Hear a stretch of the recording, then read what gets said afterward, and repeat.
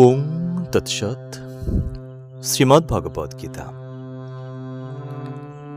এখন এ সময় শুভক্ষণ, শুভ মুহূর্ত, কেননা শ্রীমদ্ ভগবদ গীতার অমৃতত্ব শ্রবণ করবার সময় হয়েছে এখন। আমার সকল শ্রোতাবৃন্দকে নমস্কার, সুপ্রভাত। আজ আমরা পাঠ করব শ্রীমদ্ ভগবদ গীতার ত্রয়োদশ অধ্যায় অর্থাৎ ক্ষেত্র ক্ষেত্রজ্ঞ বিভাগ যোগের 19 নম্বর শ্লোকটি, যেখানে ভগবান শ্রীকৃষ্ণ অর্জুনকে বলছেন যে প্রকৃতিং পুরুষশ্চৈব বিদ্যনাদি উভয়পি বিকারাংশ্চ গুণাংশ্চৈব বিদ্ধি প্রকৃতি সদ্ভাবন। বলছেন অর্জুন, প্রকৃতি এবং পুরুষ এই উভয়কেই অনাদি বলিয়া জানিও। এর আদি নেই বা অন্ত নেই, অনাদি অর্থাৎ অমর, অবিনাশী। প্রকৃতি এবং পুরুষ উভয়কে অনাদি বলিয়া জানিও। কিন্তু প্রকৃতির এই বিকার এবং গুণসমুদয়, এই যে বিকার এবং গুণসমুদয়, এটা প্রকৃতি হইতে সমুৎপন্ন, ইহা মনে করিও। এই যে সাংখ্য দর্শন মতে প্রকৃতি এবং পুরুষ দুটি স্বতন্ত্র তত্ত্ব, দুটো আলাদা তত্ত্ব, এবং এই প্রকৃতি এবং পুরুষ উভয়ের সংযোগেই এই বিশ্বের সৃষ্টি। প্রকৃতি ক্রিয়াশীল, কিন্তু পুরুষের সংযোগ না হলে প্রকৃতি হতে কোনো সৃষ্টি হতে পারে না।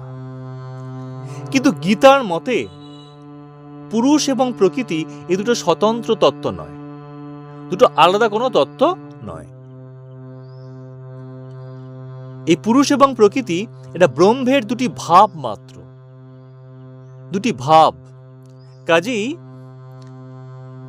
এই দুটি ব্রহ্মের মতোই অজ এবং অনাদি। এবং সপ্তম অধ্যায়ে একে যথাক্রমে ব্রহ্মের পরা এবং অপরা প্রকৃতি নামে অভিহিত করা হয়েছে। এখন প্রশ্ন হতে পারে যে পুরুষ এবং প্রকৃতি উভয়ে যদি অজ অনাদি হয়, জন্ম মৃত্যু না থাকে, এবং এই যদি অবিনাশী হয়, অজ অনাদি হয়, তাহলে এই যে জাগতিক পদার্থ সমূহ কেন? পুরুষ এবং প্রকৃতি দুটো তো অদৃশ্য সত্তা। ব্রহ্ম পুরুষ চেতন সত্তা অর্থাৎ আত্মা রূপে আছে, আর প্রকৃতি তো মূল প্রকৃতি অর্থাৎ সত্য রজতম গুণের যে সাম্য অবস্থা, সেটি হলো মূল প্রকৃতি, জগতের উপাদান। এই জগৎটা যা দিয়ে সৃষ্টি হয়েছে তার মূল উপাদান হচ্ছে প্রকৃতি, অর্থাৎ সেটা হচ্ছে মূল প্রকৃতি, সত্য রজতম গুণের সাম্য, তিনটি গুণের সাম্য অবস্থা, অব্যক্ত অবস্থা। তাহলে উভয় যদি, পুরুষ এবং প্রকৃতি উভয় যদি অদৃশ্য সত্তা হয়, তাহলে এই যে জাগতিক পদার্থ সমূহ, দৃশ্যমান জগৎ, যে জগৎটা এই যে গাছপালা পশু পাখি মানুষ নিয়ে এই যে জগৎ, এবং এই যে জগৎটা যেটা জন্ম স্থিতি এবং বিনাশের মধ্য দিয়ে অগ্রসর হচ্ছে, এগুলো কোথা থেকে এলো? এই যে দৃশ্যমান জগৎটা কোথা থেকে এলো? এর উত্তরে বলা হয়েছে যে এই যে জাগতিক পদার্থ সমূহ এবং এই যাবতীয় ব্যাপার স্যাপার যেটা জন্মস্থিতি বিনাশের মধ্য দিয়ে অগ্রসর হচ্ছে চোখের সামনে, এ সমস্তই প্রকৃতির বিকার এবং বিভিন্ন গুণের ক্রিয়া। অর্থাৎ প্রকৃতির একটা পরিবর্তনশীল রূপ, এটা আর কিছু নয়। পুরুষ যখন প্রকৃতিকে ধারণ করে তখন প্রকৃতির পরিবর্তন শুরু হয়, এবং এই জগৎটা হচ্ছে সেই প্রকৃতির পরিবর্তনশীল একটা রূপ মাত্র। এই যে প্রকৃতি বা মূল প্রকৃতি, এটা অজ এবং অনাদি। মূল প্রকৃতি অজ এবং অনাদি হইল এই প্রকৃতির যে বিকার বা গুণসমূহ, এটা কিন্তু অনাদি বা চিরন্তন নয়। প্রকৃতির বিকারটা কোনটা? এই যে দৃশ্যমান জগৎ, এটা তো প্রকৃতির বিকার। কিন্তু এই যে বিকার বা পরিবর্তনশীল যে রূপ, এই যে জগৎ, দৃশ্যমান জগৎ, এটা কিন্তু অজ অনাদি নয়, এর পরিবর্তন এবং বিনাশ আছে। তো প্রকৃতির এই যে বিকার এবং পরিণতি সমূহই আমাদের কাছে বা আমাদের ইন্দ্রিয় মনের নিকট এটা জগৎ রূপে প্রতিভাত হয়েছে, প্রকাশিত হয়েছে। গাছপালা পশু পাখি জীবজন্তু নিয়ে জগৎ রূপে প্রকাশিত হয়েছে। এবং এই যে জগৎটা, দৃশ্যমান জগৎটা, তাহলে এটা প্রকৃতির পরিবর্তনশীল রূপ। এটা দেশ কাল দ্বারা কিন্তু অবিচ্ছিন্ন। কাজেই দেশ কালের মধ্যে এটা উৎপন্ন হচ্ছে, এই গাছপালা পশু পাখি জীবজন্তু, আবার দেশ কালের মধ্যে এটা লয় হয়ে যাচ্ছে, সময়ের মধ্যে আবার লয় হয়ে যাচ্ছে। এখন এই যে পুরুষ এবং প্রকৃতি উভয়ই দুটি কিন্তু অদৃশ্য সত্তা, এটা ব্রহ্মের দুটি ভাব মাত্র, একটা চেতন একটা জড়। প্রকৃতি হলো জড় এবং পুরুষ হলো চেতন। এই উভয়ের সংযোগ হলেই, এই সংযোগের মধ্য দিয়ে এই বিশ্বের সৃষ্টি হচ্ছে এবং যাবতীয় যাবতীয় যা কিছু আছে তাকে সবকিছু সৃষ্টি হচ্ছে এভাবেই, সকল জীবেরও সৃষ্টি হচ্ছে এভাবেই। এই যাকে আমরা মূল প্রকৃতি বলছি, এটা কি? এটা মূল প্রকৃতি হচ্ছে অব্যক্ত, মানে অপ্রকাশিত, ত্রৈগুণ্য অর্থাৎ ত্রিগুণাত্মিকা। সত্য রজ তম এই তিনটি গুণের সাম্য অবস্থাই হলো মূল প্রকৃতি। তিনটি গুণ যখন সমান থাকে তখন কোনো সৃষ্টিক্রিয়া হয় না। এই তিনটি গুণ যখন সমান থাকে তখন সৃষ্টিক্রিয়া হয় না। এই সাম্য অবস্থাই হলো মূল প্রকৃতি। তিনটি গুণের সাম্য অবস্থা মূল প্রকৃতি, এটা অতি সূক্ষ্ম। কিন্তু যেহেতু এটি সূক্ষ্ম, এর আদি এবং অন্ত নেই, সুতরাং এর রূপ নেই, তাই এটি নিরাকার, নিরাবয়ব, কোনো অবয়ব নেই। এটি অতি সূক্ষ্ম মূল প্রকৃতি। এখন ভগবানের যে চেতন সত্তা, যাকে আমরা বলছি পুরুষ, এই পুরুষ যখন সেই প্রকৃতিকে ধারণ করছে তখন কি হয়? প্রকৃতিকে ধারণ করলে, প্রকৃতির সংস্রবে আসবে, প্রকৃতিকে যখন ধারণ করে তখন প্রকৃতির পরিবর্তন শুরু হয়। প্রকৃতির মধ্যে যে তিনটি গুণ আছে, সমান সমান থাকে তিনটি গুণ, এই তিনটি গুণের মধ্যে বৈষম্য দেখা দেয়। তিনটি গুণের মধ্যে কোনো একটা গুণগুলো কিন্তু আর সমান থাকে না, বাড়তে কমতে থাকে, ফলে সৃষ্টিক্রিয়া শুরু হয়ে যায়। এবং এই সৃষ্টিক্রিয়া শুরু হলে এই মূল প্রকৃতি থেকে প্রথমে মহত্তত্ত্ব ব্যক্ত হয়। মহত্তত্ত্ব বা বুদ্ধিতত্ত্ব, প্রথমে বুদ্ধি বা মহত্তত্ত্ব ব্যক্ত হয়। এই বুদ্ধিতত্ত্ব হচ্ছে সমষ্টি বুদ্ধি জীবের, এই বুদ্ধি প্রথমে ব্যক্ত হয়। এবং তাহলে সমষ্টি বুদ্ধি ব্যক্ত হলো, বুদ্ধি ব্যক্ত হলো। এই বুদ্ধিতত্ত্ব ব্যক্ত হওয়ার সঙ্গে সঙ্গে এই বুদ্ধি থেকে আবার পরিবর্তন হচ্ছে। এই বুদ্ধি থেকে বেরিয়ে এলো কি? অহংকার, যাকে আমরা মহত্তত্ত্ব বা সমষ্টি বুদ্ধি বলছি। তার পরিণাম হচ্ছে অহংকার। তার থেকে বেরিয়ে এলো অহংকার।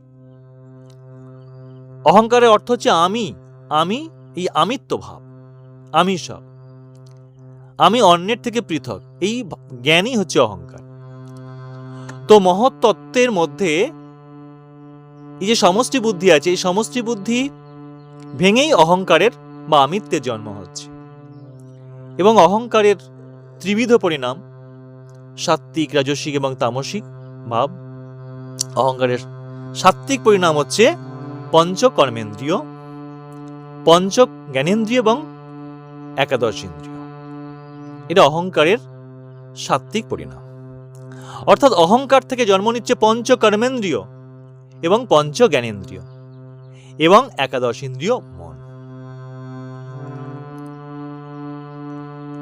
এই কিন্তু এগুলো অহংকার থেকেই জন্ম নিয়েছে। আর অহংকারের তামসিক পরিণাম হচ্ছে পঞ্চ তন্মাত্রা এবং পঞ্চ মহাস্থূলভূত। পঞ্চ তন্মাত্রা শব্দ, স্পর্শ, রূপ, রস, গন্ধ। শব্দ, স্পর্শ, রূপ, রস, গন্ধ, এই পঞ্চ তন্মাত্রা, অর্থাৎ পঞ্চ স্থূলভূতের সূক্ষ্ম অবস্থা। এবং এই পঞ্চ তন্মাত্রা থেকে জন্ম নিচ্ছে হচ্ছে পঞ্চ স্থূলভূত: জল, মাটি, বাতাস, আকাশ, অগ্নি। শব্দ তন্মাত্রা থেকে জন্ম নিচ্ছে আকাশ। স্পর্শ থেকে জন্ম নিচ্ছে বায়ু। রূপ থেকে জন্ম নিচ্ছে তেজ বা অগ্নি। এবং জল থেকে রস থেকে জন্ম নিচ্ছে জল এবং গন্ধ থেকে জন্ম নিচ্ছে পৃথিবী। এগুলো সবই পঞ্চ যে তন্মাত্রা, এই পঞ্চ তন্মাত্রার প্রকাশিত রূপ এগুলো: জল, মাটি, বাতাস, আকাশ, অগ্নি। তাহলে পঞ্চ জ্ঞানেন্দ্রিয়, পঞ্চ কর্মেন্দ্রিয়, পঞ্চ জ্ঞানেন্দ্রিয়, একাদশ ইন্দ্রিয়, পঞ্চ তন্মাত্রা এবং পঞ্চ মহাস্থূলভূত, এ সব মিলিয়ে হলো কত? সব মিলিয়ে হলো 21টি। 21টি অহংকার 22, মহত্তত্ত্ব বা বুদ্ধিতত্ত্ব 23 এবং মূল প্রকৃতি হচ্ছে অব্যক্ত, এটা 24। এই 24 তত্ত্ব নিয়েই কিন্তু সৃষ্টি তত্ত্ব বা 24 তত্ত্ব নিয়ে গঠিত। আমাদের সৃষ্টি এটা 24 তত্ত্ব নিয়ে গঠিত। এভাবেই আমাদের সবকিছু সৃষ্টি হয়। এভাবেই পুরুষ যখন প্রকৃতিকে ধারণ করে তখন প্রকৃতির পরিবর্তন হয়ে এই রূপ ধারণ হয়, এই রূপ আমাদের দৃশ্যমান হয়ে ওঠে। তো পুরুষ এবং প্রকৃতির এই মিলনে, এই সংযোগে এই সমগ্র জগতের সৃষ্টি। কিন্তু এই যে প্রকৃতির পরিবর্তনশীল যে রূপ, এটা পরিবর্তনটা কিন্তু ক্ষণস্থায়ী, অর্থাৎ আজ আছে এবং কাল নেই, এবং এটা প্রতি মুহূর্তে পরিবর্তন হচ্ছে, এটা ক্ষণস্থায়ী। কিন্তু এই যে পরিবর্তনশীল যে রূপ, যাকে আমরা জগৎ বলছি, এটা ক্ষণস্থায়ী। এর পরিবর্তন হচ্ছে এবং বিনাশ আছে, এটা ক্ষণস্থায়ী। কিন্তু যে মূল প্রকৃতি বা পুরুষ, এই দুটো কিন্তু বিনাশ নেই, এটা অবিনাশী সত্তা। প্রকৃতি এবং পুরুষ উভয় হচ্ছে অনাদি বলে জানি, ভগবান হচ্ছে অনাদি বলিয়া জানি। কিন্তু প্রকৃতির যে পরিবর্তনশীল যে রূপ, যে দৃশ্যমান জগৎ, দৃশ্যমান যা কিছু, এই সমস্ত কিছু প্রকৃতির পরিবর্তনশীল রূপ, বিকার, এটা ক্ষণস্থায়ী। এর পরিবর্তন আছে, এর বিনাশ আছে। আজ প্রকৃতি পুরুষ নিয়ে কথা বলা হলো এবং উভয়ের সংযোগের মধ্য দিয়ে, প্রকৃতির পরিবর্তনের মধ্য দিয়ে যে জগৎ প্রকাশিত হচ্ছে তা নিয়ে আমরা আলোচনা করলাম। এই আলোচনা আপনাদের কেমন লাগছে আপনারা কমেন্টে লিখুন। কোনো প্রশ্ন করতে পারেন আমাকে, তাহলে আমরা পরবর্তী দিনে সেটা নিয়ে আমরা আলোচনা করতে পারি, সেই প্রশ্ন নিয়ে সেই বিষয়টা নিয়ে আলোচনা করতে পারি। কেমন লাগছে আপনাদের গীতা পাঠ আপনারা জানান। হরে কৃষ্ণ। আজ এখানেই। হরে কৃষ্ণ। জয় গীতা। ওম তৎসৎ।